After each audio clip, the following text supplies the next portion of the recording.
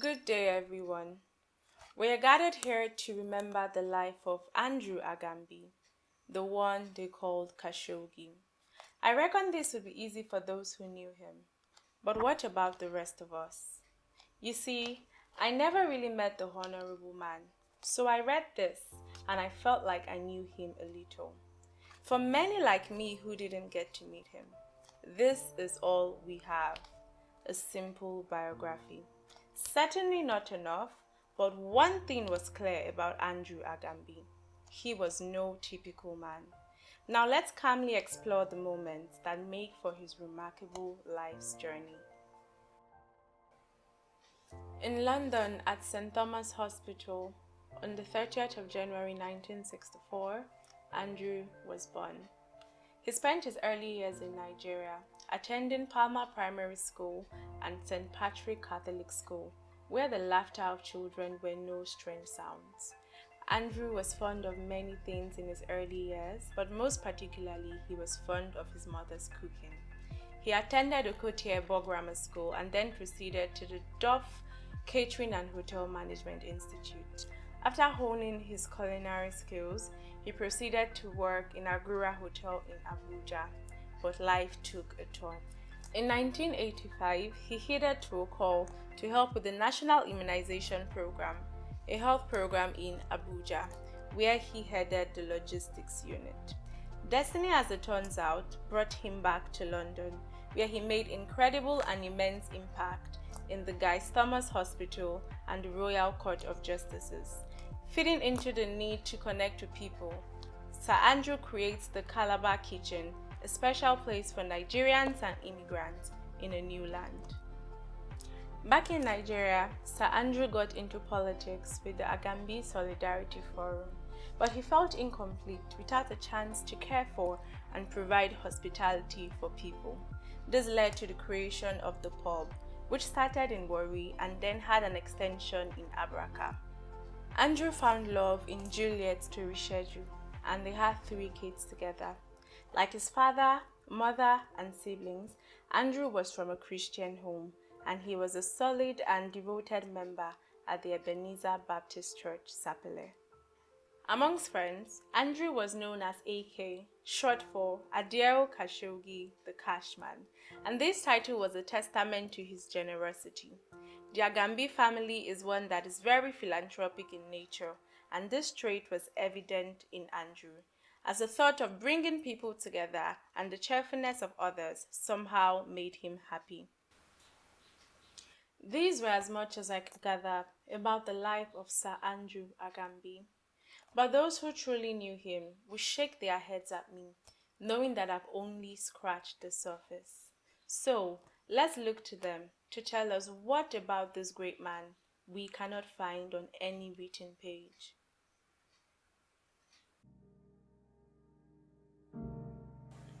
Andrew Aganbi is my junior brother, the fourth born of my parents.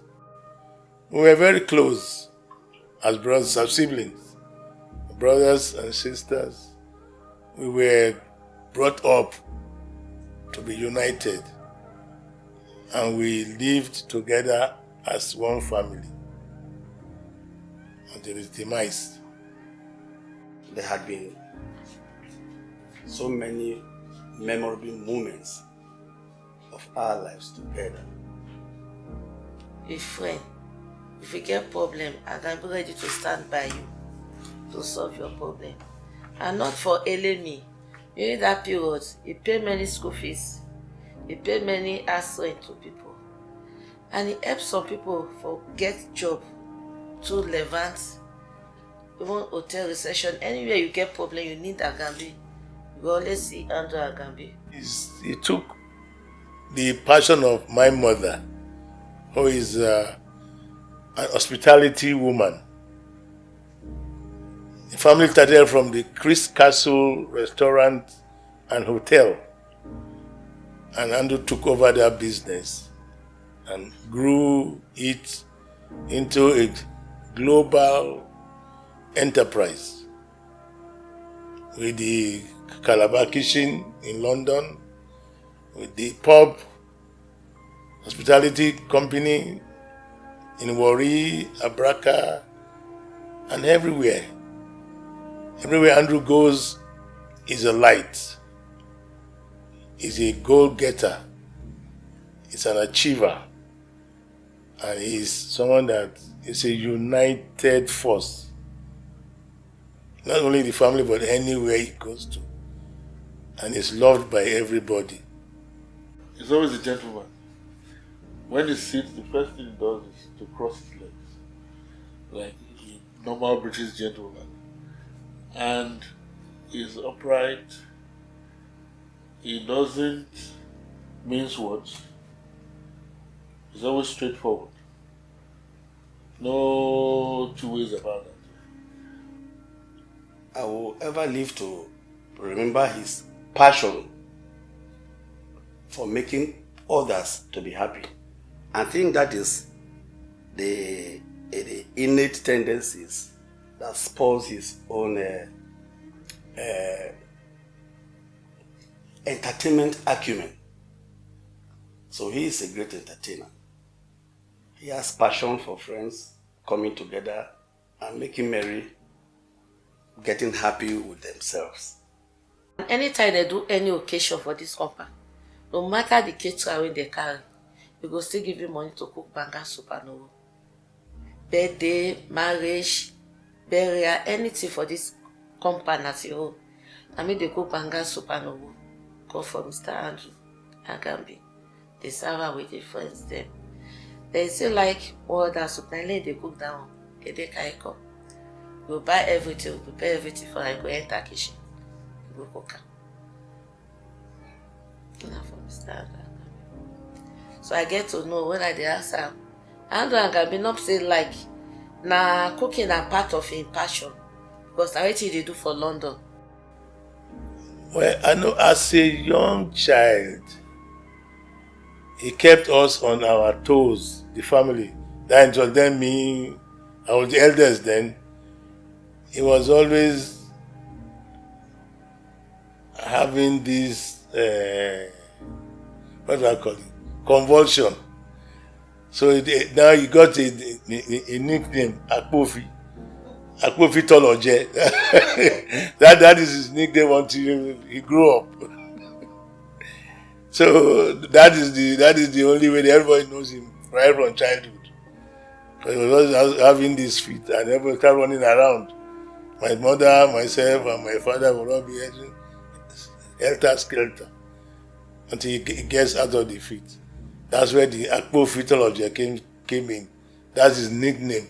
After he had grown up, that is the name that he grew up with in the family. He's a man of the people. So he has socially contributed to this community, even through his political ambition. You know, he has a lot of followers. He has an idea, an ideology that needed to be developed, that he sold to the community, and he has so many followers. And I've had a lot of help he did to people. He was always very helpful too. If he has the opportunity to help anybody, he does it. He doesn't waste time at all. And he had the opportunity to help a lot of people, which he did. You don't go, whether you be Christian, whether you be tradition, you not care to know. He treats everybody equally. If you call with tradition, he will support you. You call with Christian, he will support you. And Andrew not be that arrogant type too. Andrew life peace. Anywhere call a day, Andrew they settle. No one problem. I want make people remember Andrew as a good man, as a peace-loving man. May they learn how to carry people along like Andrew.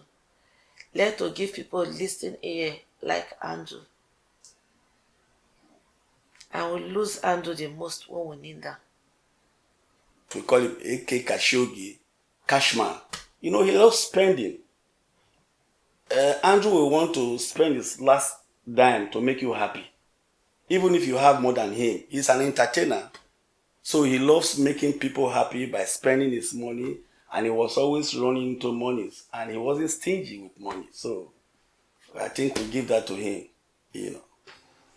From my perspective, his legacy has always been that of a righteous person. Upright, like I said before, he was always upright. He doesn't lie, and that is it. He doesn't lie, he tells you as it is. And with that is one trait about him that I really liked. Mr. Andrew Aganbi, na my good friend, but I later discovered that Tom Ele friend and the senior brother I get from our other family. Khashoggi left at the time that he was not supposed to leave, actually. But because we are mere mortals, what would you have to say? We have to obey mortality. So utilizing Khashoggi means a lot to me. Khashoggi has learned us to believe that one should not be selfish in life. You should be selfless. If you have, everybody has. An injury to one is an injury to all. I think that is what earns him the name Cashman, aka Khashoggi. So that singular legacy of not being tight-fisted, don't be an erudite, is one of the legacies of Khashoggi. Whatever he has is for the masses.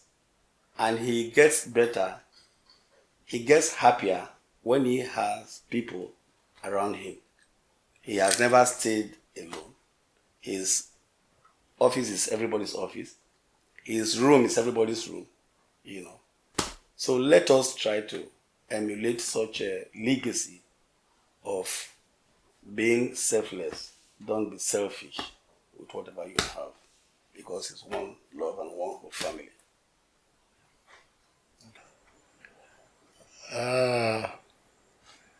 Andrew is a man of the people. His lifestyle, his principle of live and let live, his style of administration, and his care for everybody, young, old, male, female, is there for all. People mourn in different ways. Some people cry, some people stay quiet with heavy heart. Some people smile it through. Now, my father of blessed memory has this song. Smile the clouds away, your night will turn to day. If you smile and smile and smile, the night will turn to day. Sing the clouds away, your night will turn to day. If you sing and sing and sing, your night will turn to day. Pray the clouds away, your night will turn to day. If you sing and smile and pray, your peace is on the way. Good night, Andrew. God bless you.